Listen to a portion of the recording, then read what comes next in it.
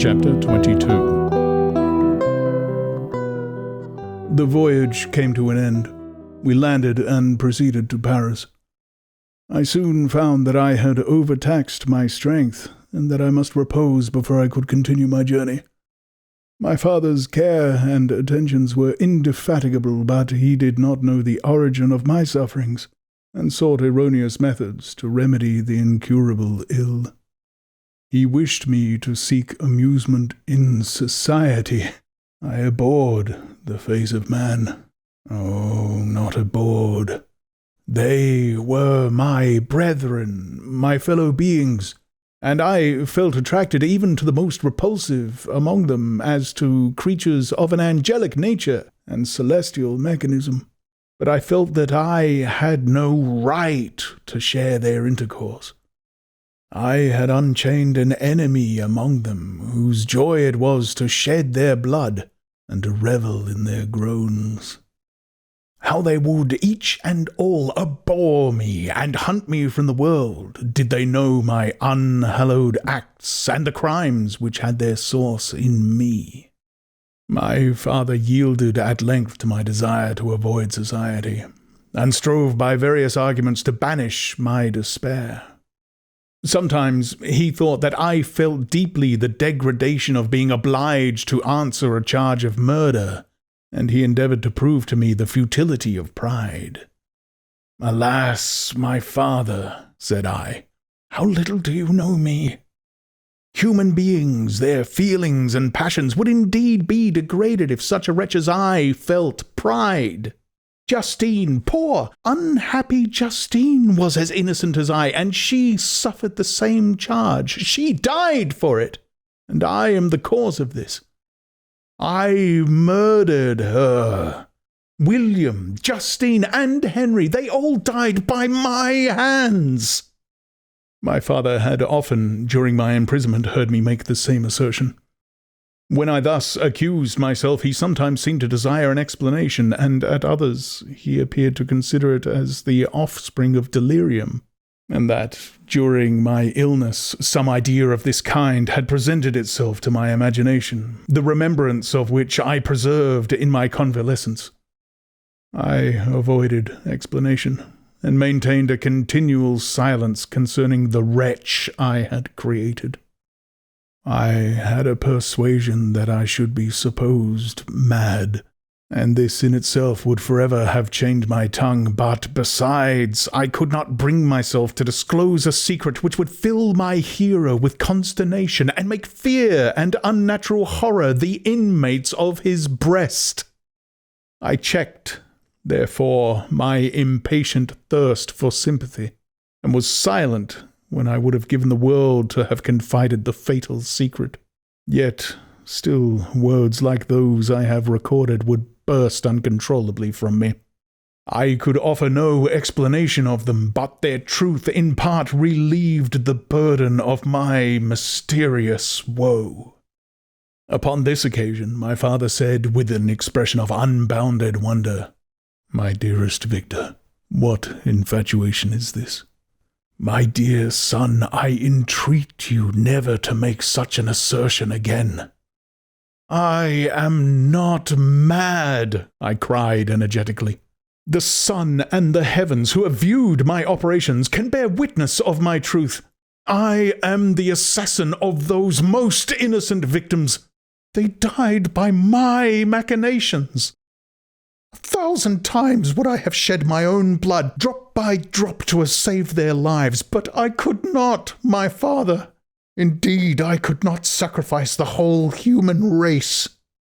The conclusion of this speech convinced my father that my ideas were deranged, and he instantly changed the subject of our conversation and endeavored to alter the course of my thoughts. He wished, as much as possible, to obliterate the memory of the scenes that had taken place in Ireland, and never alluded to them, or suffered me to speak of my misfortunes. As time passed away, I became more calm. Misery had her dwelling in my heart, but I no longer talked in the same incoherent manner of my own crimes. Sufficient for me was the consciousness of them. By the utmost self-violence I curbed the imperious voice of wretchedness, which sometimes desired to declare itself to the whole world, and my manners were calmer and more composed than they had ever been since my journey to the sea of ice. A few days before we left Paris on our way to Switzerland, I received the following letter from Elizabeth. My dear friend, it gave me the greatest pleasure to receive a letter from my uncle dated at Paris. You are no longer a formidable distance, and I may hope to see you in less than a fortnight. My poor cousin, how much you must have suffered. I expect to see you looking even more ill than when you quitted Geneva. This winter has been passed most miserably, tortured as I have been by anxious suspense. Yet I hope to see peace in your countenance, and to find that your heart is not totally void of comfort and tranquillity.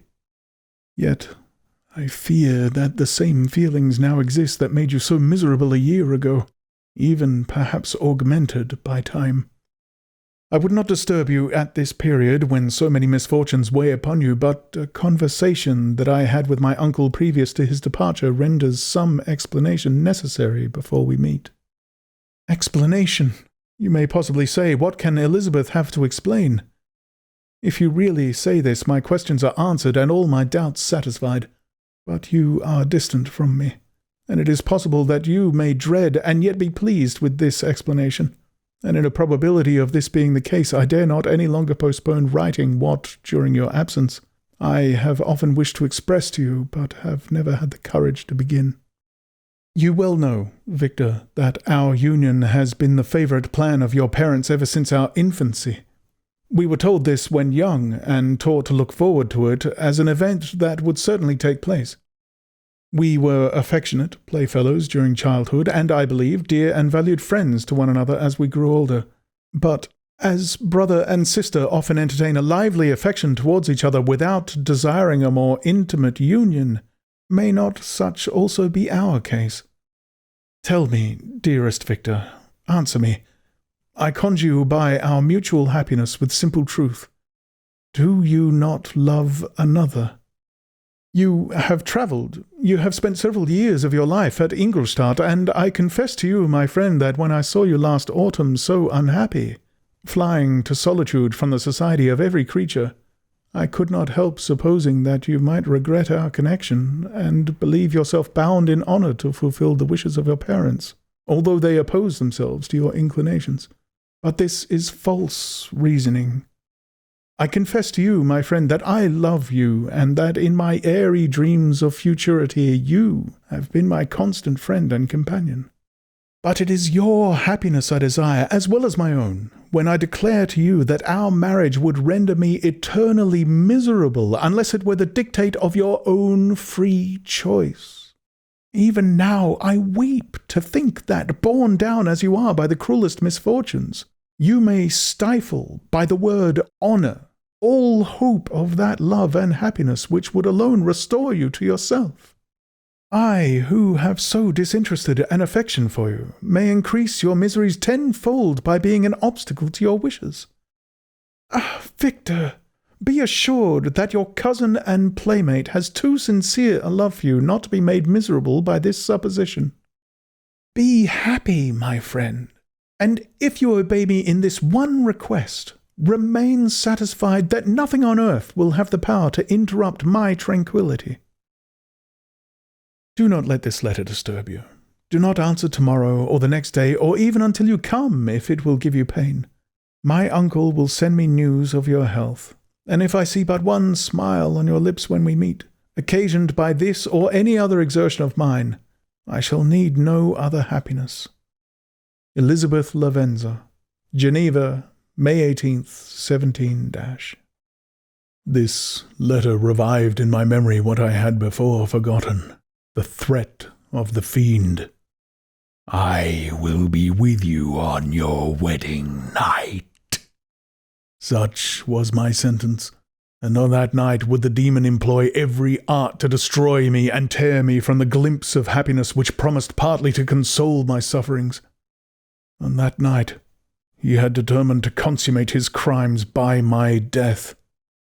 Well, be it so.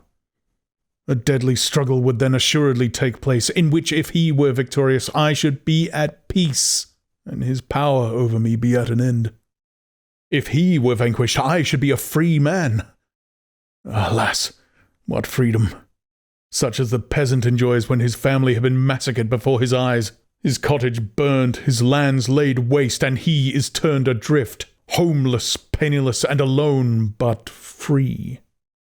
Such would be my liberty, except that in my Elizabeth I possessed a treasure, alas, balanced by those horrors of remorse and guilt which would pursue me until death.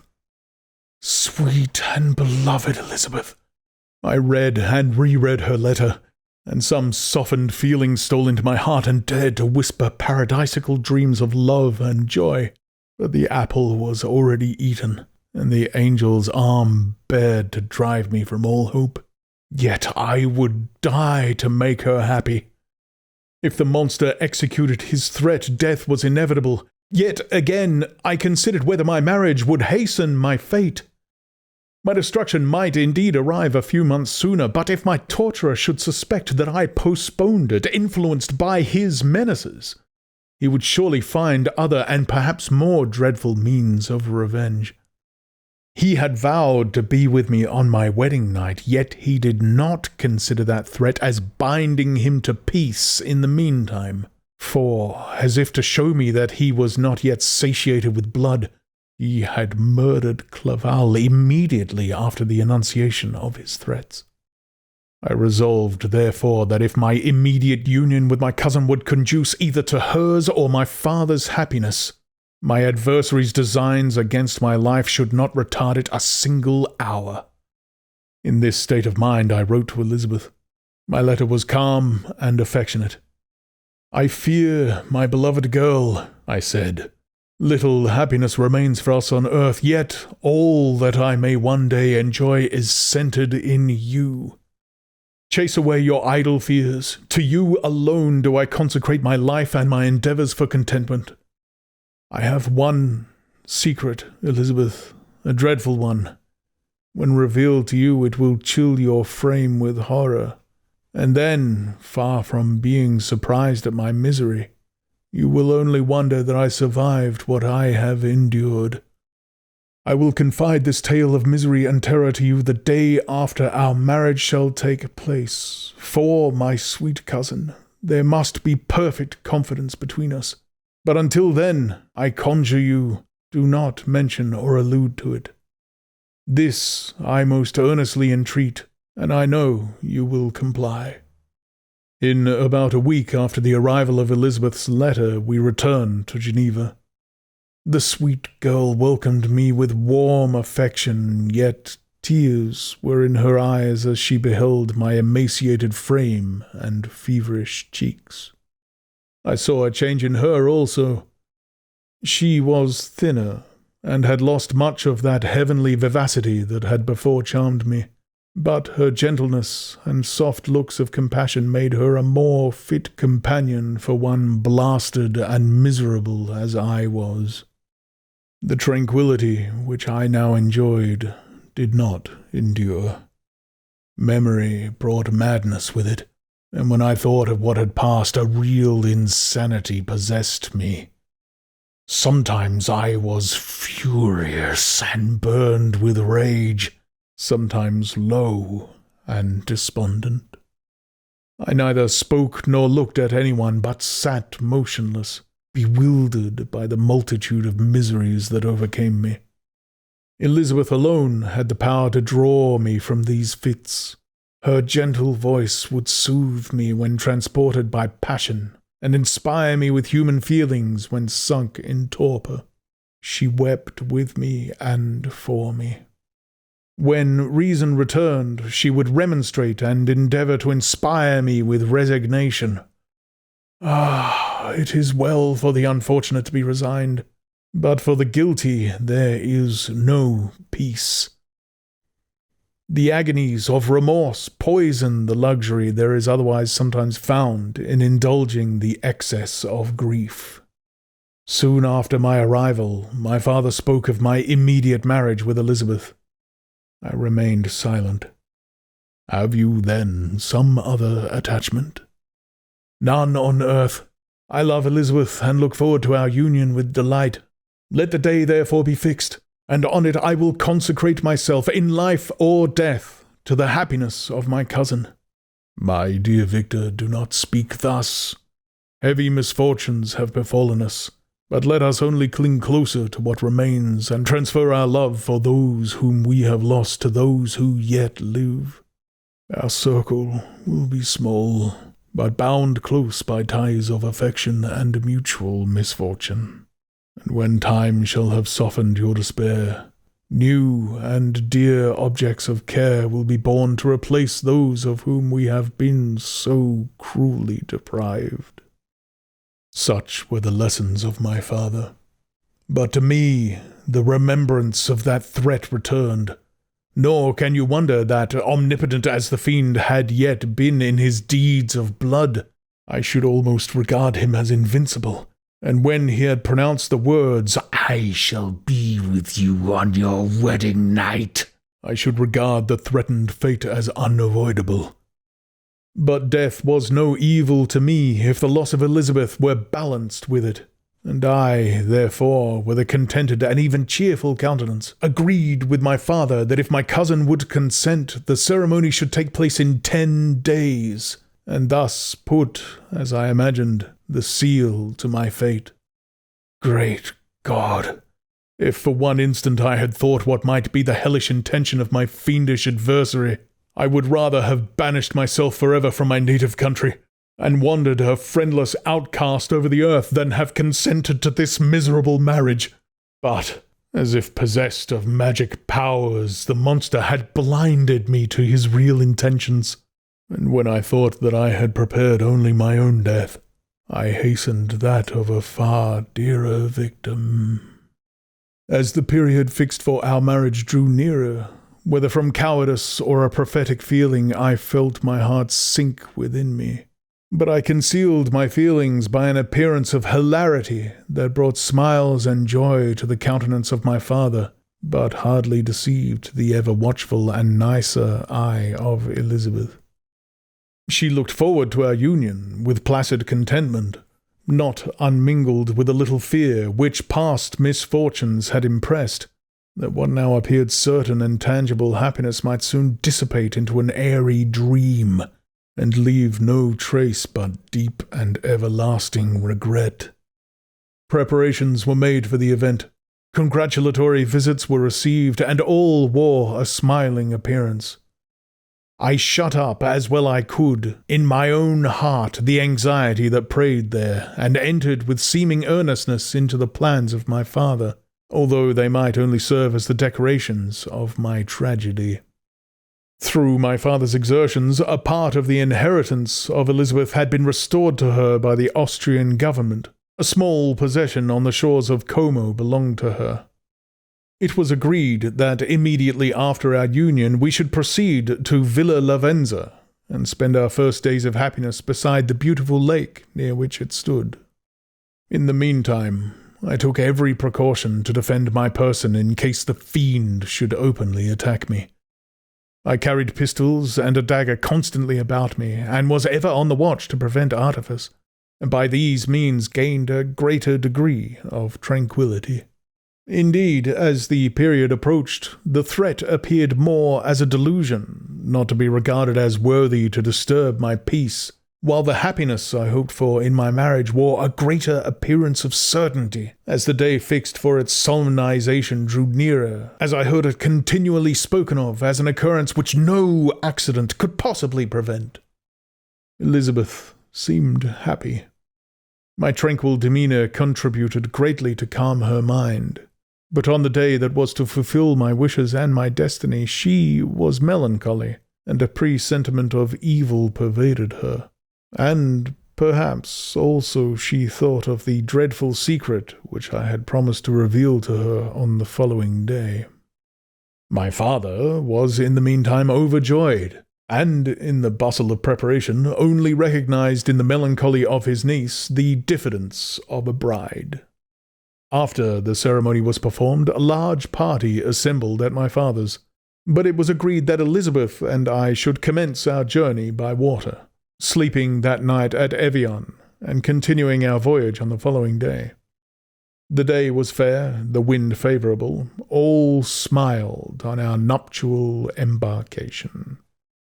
Those were the last moments of my life during which I enjoyed the feeling of happiness. We passed rapidly along. The sun was hot, but we were sheltered from its rays by a kind of canopy, while we enjoyed the beauty of the scene.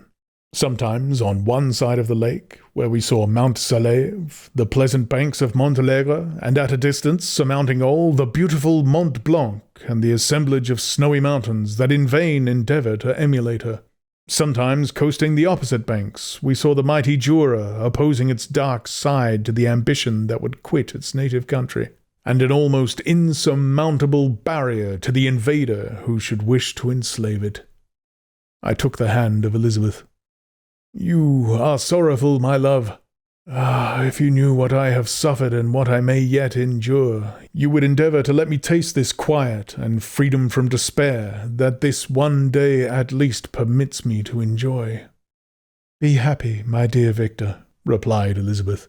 "There is, I hope, nothing to distress you, and be assured that if a lively joy is not painted in my face, my heart is contented.